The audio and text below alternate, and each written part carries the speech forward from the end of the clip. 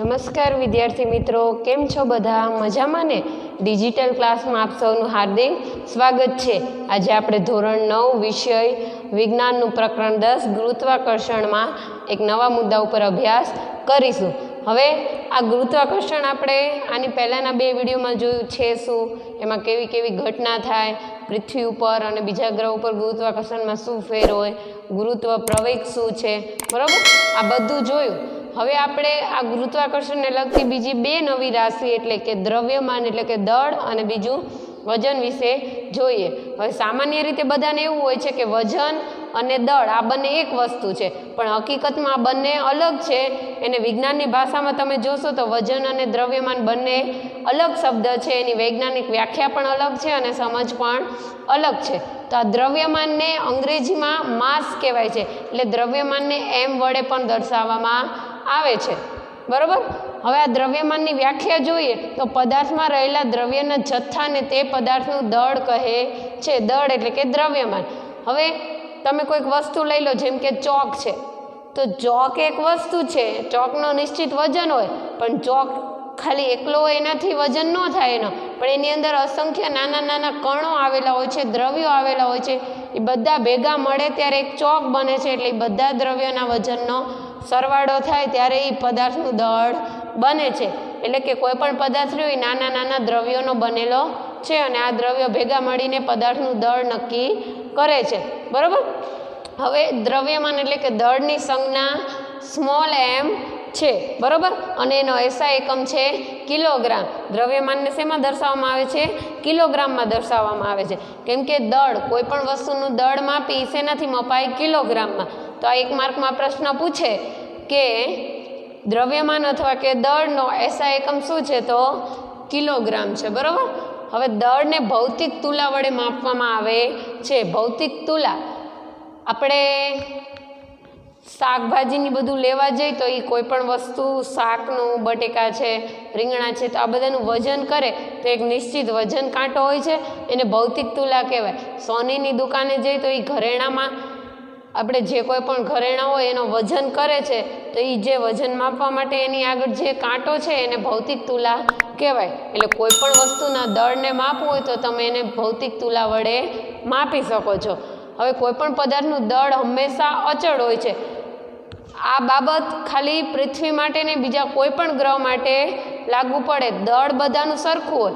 સફરજન અહીંયા લાવીને જોખો કે બીજા ગ્રહ ઉપર લાવીને જોખો, બધી જગ્યાએ એનો વજન સરખો હશે. એવી જ રીતના બીજી કોઈ વસ્તુ આપણા દેશમાં, બીજા દેશમાં કિલો માપ છે તો કિલોનું માપ બધે એક સરખું જ ગણાય. પછી આપણો ગ્રહ હોય કે બીજો ગ્રહ હોય, બધા ગ્રહ ઉપર કોઈ પણ પદાર્થનું દળ પૂછે, દ્રવ્યમાન, તો સરખું જ હોય. કેમ કે સફરજન અહીંયા હોય, બીજા ગ્રહ ઉપર હોય કે બીજા દેશમાં હોય, એની અંદર કંઈ દ્રવ્યના કણોની સંખ્યા ઘટતી નથી. એની અંદર તો જેટલા છે એટલા જ દ્રવ્યો રહેવાના છે. એટલે કે કોઈ પણ પદાર્થનું દળ હંમેશા કેવું હોય છે? અચળ હોય છે. એટલે કે એ બદલાતું નથી. કોઈ પણ પદાર્થનું દળ એ તે પદાર્થની જડત્વની માત્રા દર્શાવે છે. હવે આ પદાર્થની જડત્વની માત્રા, જડત્વ એટલે શું? તો કોઈક પદાર્થ છે પૃથ્વી ઉપર હોય અને એને ફેંકો ને એ જેટલા પ્રવેગથી ખેંચાય, કેમ કે પૃથ્વી ઉપર ગુરુત્વાકર્ષણ બળ છે, પણ એ જ પદાર્થને કોઈ બીજા ગ્રહ ઉપર લઈ જઈને ફેંકો અને એટલા વેગ સાથે ખેંચાતું નથી. તો આ જે પૃથ્વી ઉપર ગુરુત્વાકર્ષણ બળને લીધે જે પદાર્થ ખેંચાય છે નીચે તરફ, બરાબર? તો એ નીચે તરફ ખેંચાય છે ત્યારે જે બળ લાગે એને આપણે જડત્વ કહીએ છીએ. હું તમને એક ઉદાહરણ આપું. 3 છોકરાઓ છે, એ લોકોએ બોલને ફેંકવાની રમત રમતા હતા. એમાં કોઈ એક બિલ્ડિંગના પહેલા માળે ઊભો રહ્યો બોલ લઈને, એક 5મા માળે ઊભો રહ્યો અને એક 10મા માળે ઊભો રહ્યો. પછી પહેલા માળે જે છોકરો હતો એને બોલ નીચે ફેંકો તો નીચે ગયો, પણ બહુ વેગ નહીં પકડ્યો હોય, આમ નાખ્યો ને તરત પહોંચી ગયો હશે. કેમ કે એ પૃથ્વીની સપાટીથી એટલે જમીનથી સૌથી વધારે નજીક હતો, અને નજીક હતો એટલે જેમ પૃથ્વીની નજીક હોય એમ ગુરુત્વાકર્ષણ બળ વધારે લાગે એટલે એનો દડો તરત નીચે પહોંચી ગયો. પછી 5મા માળે હતો, એને ઉપરથી ફેંકો તો શરૂઆતમાં એનો વેગ 0 હતો, પછી ધીમે ધીમે દડો સ્પીડથી નીચે આવી ગયો. તો આ નીચે આવ્યો, એને બહુ જ સ્પીડ સાથે નીચે આવ્યો ત્યારે નીચે એને કોઈ કેચ કરવા ઊભું હતું. તો એ કેચ કરવા ઊભું હતું ત્યારે તમે જોયું હશે કોઈ પણ દડો બહુ ઊંચાઈથી ઉછળીને આવતો હશે તો તમે એને કેચ કરવા માટે આમના હાથ નહીં રાખો, તો એ જેટલી ઊંચાઈથી જેટલા વેગથી આવશે એટલો તમારા હાથ સાથે અથડાશે અને દડો તમને વાગશે.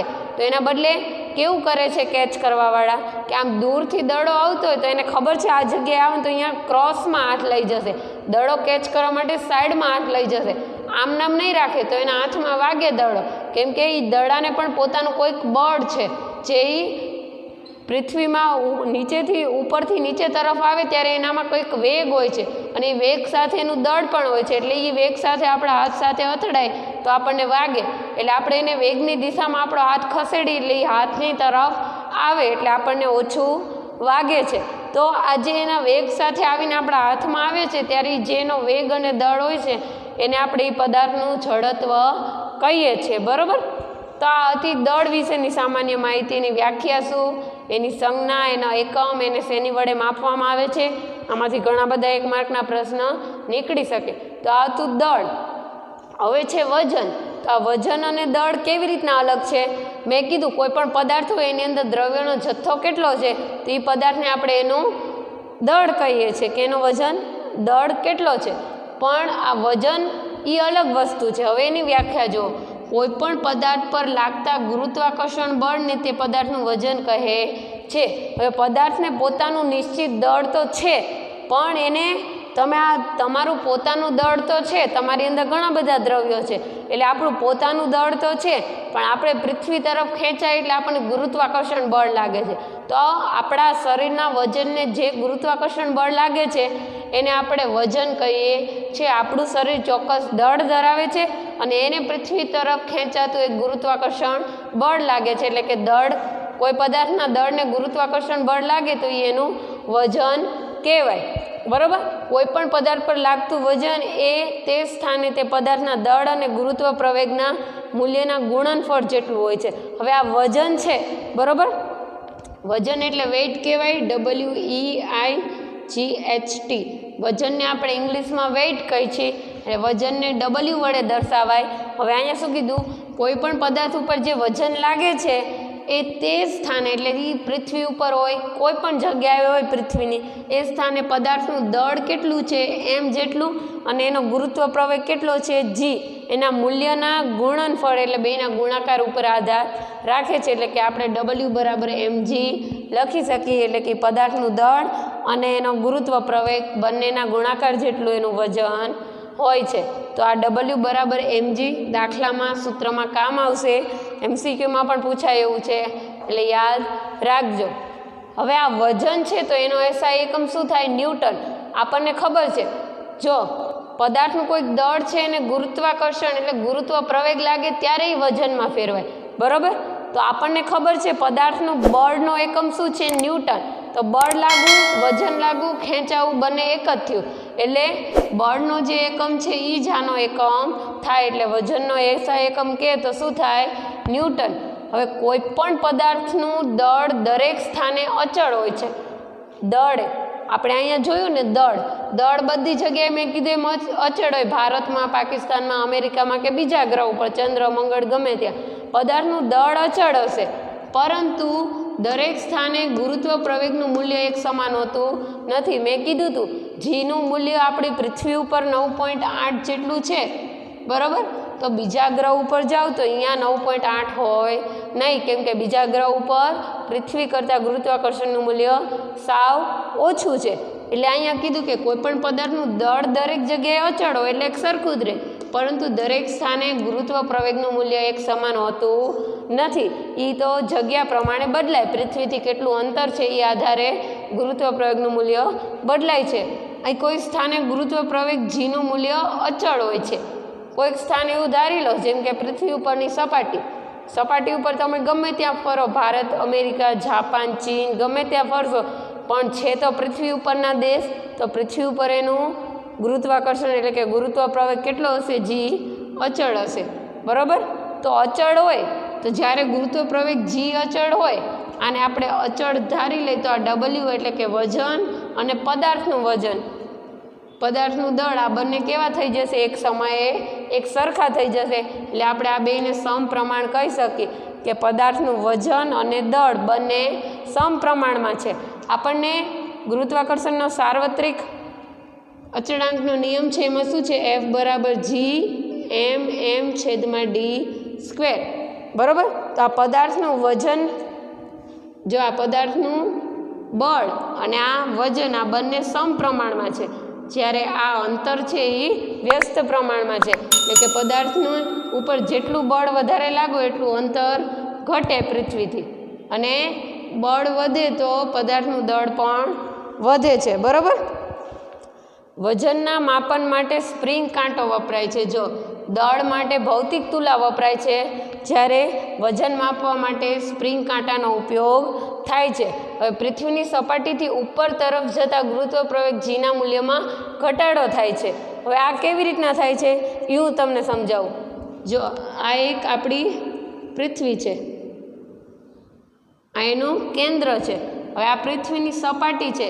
અહીંયાથી તમે જેમ જેમ ઉપર જશો એટલે પદાર્થનો જે ગુરુત્વ પ્રવેગ છે એટલે ગુરુત્વાકર્ષણ એ ઘટતું જશે, અને પૃથ્વીની નજીક આવશો એમ વધતું જશે પદાર્થનું ગુરુત્વાકર્ષણ. એટલે શું કહે છે, પૃથ્વીની સપાટીથી જેમ જેમ ઉપર જશો તેમ જીના મૂલ્યમાં ઘટાડો થાય છે, અને જેમ જેમ નીચે આવશો એમ જીના મૂલ્યમાં વધારો થશે, કેમ કે પૃથ્વીની નજીક આવતા ગુરુત્વાકર્ષણ વધે છે, જેમ જેમ એનાથી દૂર જઈએ એમ ગુરુત્વાકર્ષણ ઘટે છે. તો પૃથ્વી પર ધ્રુવ કરતાં વિષુવવૃત્ત પાસે પદાર્થનું વજન ઓછું હોય છે. જો આપણે તમે આગળના ધોરણમાં સમાજમાં શીખી ગયા, આ જે આડી રેખા હોય પૃથ્વીની એને શું કહેવાય, વિષુવવૃત્ત, અને આ જે ઊભી રેખા છે એને શું કહીશું આપણે, ધ્રુવ કહીશું. બરાબર. તો આપણને એ પણ ખબર છે આપણી પૃથ્વી ગોળ નથી પણ ચપટી છે, તો આ ભાગ વચ્ચેનું અંતર આના કરતાં વધારે છે, તો આ ભાગનું અંતર ઓછું છે, એટલે અહીંયા કોઈ પદાર્થ હશે તો એને ગુરુત્વાકર્ષણ વધારે લાગશે, એટલે અહીંયા ગુરુત્વ પ્રવેગનું મૂલ્ય વધુ હશે. પણ અહીંયા અંતર વધારે છે. બરાબર. અહીંયા કેન્દ્રથી અંતર વધારે છે, એટલે અહીંયા જી એટલે કે ગુરુત્વ પ્રવેગનું મૂલ્ય ઓછું થશે. જેમ પદાર્થ પૃથ્વીથી જેટલો વધારે દૂર હશે એટલું એનું ગુરુત્વ પ્રવેગનું મૂલ્ય ઘટતું જશે. તો આ સૂત્ર ઉપરથી આપણે એમ કહી શકીએ કે પૃથ્વી ઉપર પદાર્થનું વજન વધે એમ એનું અંતર ઘટે છે, અથવા અંતર ઘટે એમ વજન વધે, અને અંતર વધે તો વજન ઘટે છે. એટલે કે બંને એકબીજાના વ્યસ્ત પ્રમાણમાં છે, એક વધે તો એક ઘટે છે. તો આવી રીતના પૃથ્વી પર ધ્રુવ કરતાં વિષુવવૃત્ત પાસે પદાર્થનું વજન ઓછું હોય, કેમ કે વિષુવવૃત્ત એ પૃથ્વીના કેન્દ્રથી બહુ દૂર આવેલું છે, એટલે અહીંયા ગુરુત્વ પ્રવેગ ઓછો લાગે છે. બરાબર. તો આ તમારી ગુરુત્વાકર્ષણ પ્રકરણની બે મહત્ત્વની રાશિ, આ 2 માર્કમાં ને આ વજન 3 માર્કમાં પૂછાય એવું છે. દળ અને વજન વચ્ચેનો તફાવત ખાસ યાદ રાખજો. તફાવતમાં પણ પૂછાય છે 2 માર્કના મુદ્દા. દળ અને વજન વચ્ચેનો તફાવત આપો. બંનેની વ્યાખ્યા અલગ છે, એકમ, સંજ્ઞા, સૂત્ર બધું જ અલગ છે, એટલે દળ અને વજન બંને અલગ બાબત છે. આ વિડીયો તમે 2 વાર જોજો, પછી તમારી પાઠ્યપુસ્તકમાં આ મુદ્દો વાંચજો, અને પછી કંઈ ન સમજાય તો તમે મને કહેજો. પણ આ બહુ જ મહત્ત્વનો પ્રશ્ન છે, આમાંથી ઘણા બધા નાના 1-2 માર્કના પ્રશ્નો નીકળી શકે છે, એટલે આ વિડીયોને સારી રીતે તમે તૈયાર કરજો. Thank you.